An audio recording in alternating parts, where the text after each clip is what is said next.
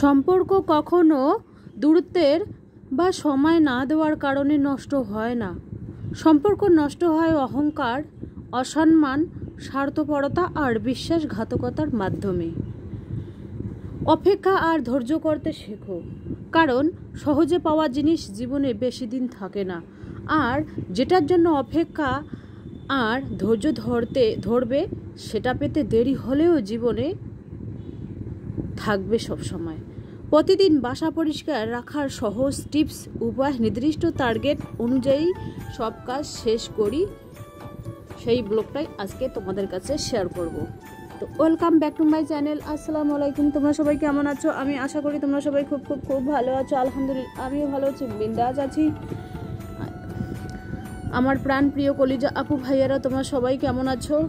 আমি আশা করি ভালোই আছো, আর আমার পরিবার পরিজনদের নিয়ে আলহামদুলিল্লাহ ভালোই আছি।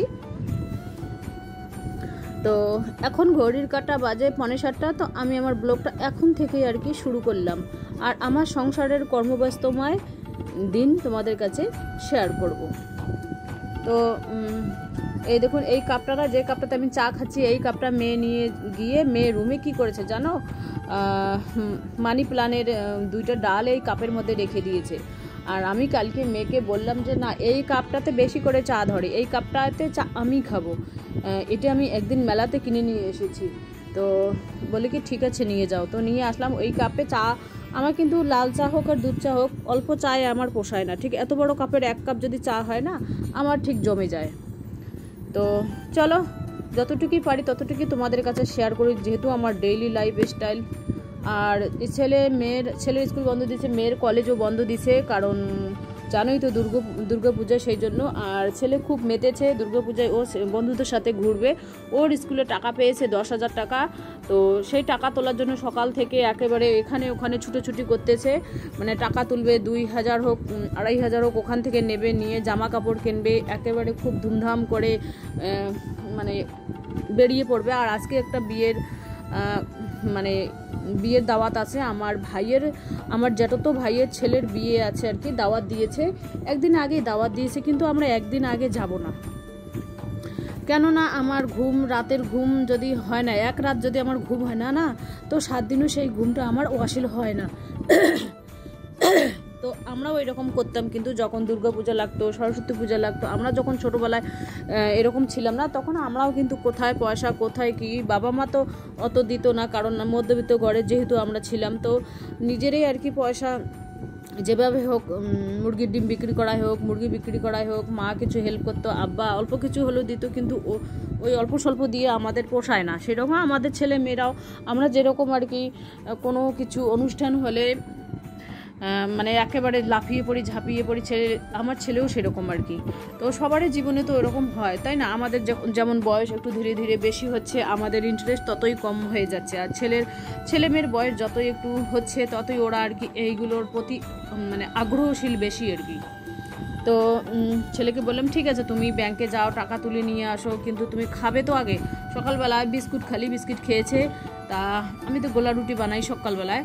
তো ছেলেকে বললাম গোলা রুটি খাবে, ভাত খাবে, তারপরে ব্যাংক 3টে অবধি খোলা থাকে, খেয়ে দে, তারপরে ধীরে সুস্থে তুমি টাকা তুলতে যেও।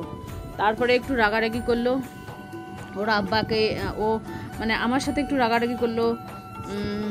তারপরে মেয়ের আব্বা বুঝিয়ে বললো, আমি বুঝিয়ে বললাম, তারপরে বুঝলো।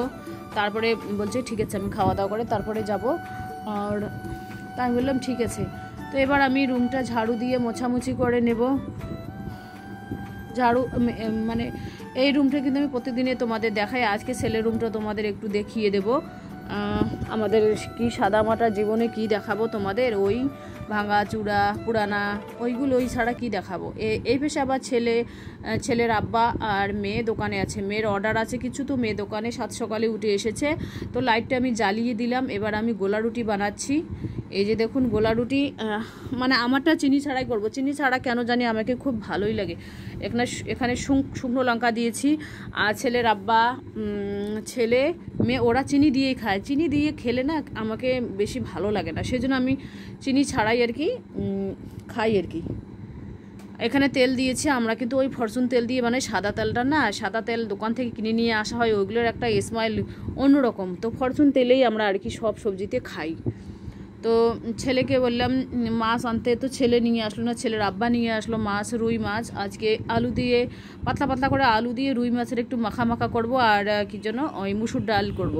তাই দিয়ে সকালেরও হবে দুপুরেরও হবে, দুবেলা করে রাখবো। আর রাতেরটা রাতে দেখা যাবে। ডিম তো আজকে তোলাই হয়নি মুরগিদের ডিম, তো রাতে কি দিয়ে ভাত খাবো সেটাই। আর একটা লেজা তুলে রেখেছি, মাছের লেজা, ওটা ছেলের আব্বা খাবে, যেহেতু ওনার খুব মাছ পছন্দ, তো না উনি মাছেই খাবে আর কি। আর রাত্রিবেলা দেখা যাক কী বানাই, ডিম তো নেই, তো বাসায় খালি আলু আছে, বাদাম দেখে আছে কি না দেখা যাবে, রাতেরটা রাতে দেখা যাবে। ডিম যদি মুরগির তো ডিম তোলা হয়নি, তো মানে কিনেই নিয়ে আসা হবে। আর দেখবো আর 2-3টে মানে বাসনে ডিম রাখি, তো যদি ডিম পাই খুঁজে খাজে তাহলে রান্না হবে। ডিমেরই ঝোল করবো রাত্রিবেলা। তো এবার আমি মাছের পিসগুলো তুলে দিচ্ছি এক এক করে। মাছ আমি কড়কড় করে ভেজে রেখে তারপরে ওই আলুটা যখন সিদ্ধ হলো, রান্না টান্না হয়ে গেল, তারপরে আমি মাছটা ওখানে ঢেলে দিয়েছি। এই যে দেখুন মাছের ঝোল করিনি, একটু মাখা মাখা করেছি। আর যে মসুর ডাল, তো এই যে দেখুন ছেলের আব্বা খেতে বসেছে, ওই পাশে আবার মেয়ে খেতে বসেছে। ছেলে এখনও খায়নি, কারণ ছেলে নিচে যেন কি কাজ করতেছে, মনে হয় গোসল করতেছে ছেলে, ও ব্যাংকে যাবে সেই জন্য আর কি ও মানে রেডি হওয়ার তামঝাম করতেছে। আর এটা হচ্ছে কিন্তু খাওয়া দাওয়া করে একটু ঘুমিয়ে পড়েছিলাম, এটা হচ্ছে বিকাল টাইম। তো ভাবলাম যে তোমাদের মুরগিদের এক ঝলক দেখিয়ে দিই, মুরগিদের দেখাবো এক ঝলক, কবুতরদের এক ঝলক দেখিয়ে দেবো। আর প্রতিদিন বাসা পরিষ্কার রাখার সহজ টিপ উপায়, নির্দিষ্ট টার্গেটে সব কাজ শেষ করি। কারণ যে কোনো সংসারে যে কোনো কাজ করো না কারণ টার্গেট নিয়ে যদি কাজ করো না, সেই কাজটা কিন্তু মানে তাড়াতাড়ি হয়। আর যদি তুমি আলসেমি করো যে না এটা কাজ পরে করবো, ওটা কাজ পরে করবো, তাহলে কিন্তু হবে না। এই যে দেখুন মুরগিদের আমি এখন খাবার দেবো, এটা বিকেলের খাবার। সকালের খাবার দেওয়াটা তোমাদের কাছে শেয়ার করতে পারি না, এই কারণে সকালে যা কুরুক্ষেত্রের যুদ্ধ লাগে সংসারে, বাপরে বাপ, সেই জন্য আমি সকালের ব্লগটা তোমাদের কাছে শেয়ার করতে পারি না। মানে মুরগিদের খাবারটা আর কি, মুরগিদের খাবার দেওয়া ব্লগটা তোমাদের কাছে শেয়ার করতে পারি না। তো এবার আমি দোকানে চলে আসলাম। ছেলের আব্বা আবার ব্যাগ সেলাই করতেছে, আমাকে আবার ওইগুলো ব্যাগ মানে 6 পিস করে উল্টিয়ে পাল্টিয়ে বাঁধতে হবে। ভাবছি যে আজকে যাব না কালকে যাব বিয়ে বাড়িতে, সেটাই ভাবছি আর কি। বিয়ে বাড়িতে গেলে কিন্তু ওখানে তো দেখ যতটুকুই পারি ততটুকুই শেয়ার করব তোমাদের কাছে, কারণ তোমরা তো জানো আমি সবাইকে, আমার আপনজনদের কাউকে আমার ভিডিওতে আর কি শেয়ার করি না ব্লগে। তো রেডি হওয়া তো দেখাবো, ভাবছি শাড়ি পরবো নাকি। আর একটা অনলাইন থেকে একটা মানে গাউন একটা অর্ডার দিয়েছি, 474 না 78 এরকম, 78 তা 80 টাকাই বলো, 480 টাকা। তো আমি পড়েছিলাম কালকে, ছেলের আব্বা বলে কি ভালো দেখায় না, তো আবার কে ফেরত দেবে, সেজন্য ভাবলাম নিয়েই নেই। আর ওটা তোমাদের কালকের ব্লকে দেখাবো, ওই মানে যেই লং গাউনটা নিয়েছি কালকের ব্লকে দেখাবো। তো চলো আজকের ব্লগ এ পর্যন্তই, ততক্ষণ তোমরা সবাই সুস্থ থাকো, সাবধানে থাকো, টাটা, আল্লাহ হাফেজ। না শেষ করার কথা ছিল ব্লগটা বিকেল থেকে, তো ভাবলাম যে না রাতেরও কিছু রান্নার ব্লগ তোমাদের কাছে শেয়ার করব। তো সেই জন্য আর কি এই ব্যাগটা বাঁধাবাঁধি করার পর আবার বিকেলে মানে করো সন্ধ্যার সময় না, আমার মানে দোকানেও অনেকজন আসে, মা আসে, আব্বা আসে, 2-4 জন আর কি মেহমান আসে। তাদের মেহমানদারি ওই লাল চা হোক দুধ চা হোক, দুধ চা তো ওই বাজার থেকে নিয়ে আসবে, পাশাপাশি যেহেতু বাজার। আর লাল চা হলে আমি বাসায় তৈরি করি। আমার দুধ চা না ঠিক পোষায় না, এত ছোটো কাপের দোকানে দেয়, 5 টাকা করে নেয়, খেয়ে কিচ্ছু হয় না, মানে গলাও ভেজে নেয়, এরকম চা দেয় আর কি। আর আমি কি করি, ওই বড় কাপের সাইজের 1 কাপ চা যদি খাই, 2-3টে বিস্কুট চুবিয়ে খাবো, বা টোস্ট হোক যে কোনো হোক, তাহলে মনের একটা এনার্জি পাই আর কি, মানে কাজ করার জন্য। তো চলো, আর ছেলের মানে ছোট্ট রুমটা তোমাদের দেখিয়ে দিই। এখানে কিন্তু 2টো রুম করা আছে, একটা বড় রুমে 2টো রুম করা আছে, পার্টিশন দেওয়া আছে, মেয়ের এক সাইডে ছেলের এক সাইডে। এরা পড়াশুনো করে। এই দেখুন এই বেডরুমে এখনও কিন্তু পলিস্টার করা হয়নি, সিম্পলের মধ্যে আর কি। তো এই রুমটা না আলো কম, অন্ধকার। এই যে দেখুন এখানে কালো দেখা যাচ্ছে, তো ওইটা হলো ছেলের আর কি স্টুডিও, এখানে ছেলে ভিডিও বানায়। তো খোঁজাখুঁজি করলাম, ডিম পেয়ে গেলাম, অলরেডি 3টে ডিম পেয়েছি। তো আজকে আমি তো গুড ইভিনিং, এখন বাজে রাত 9:45।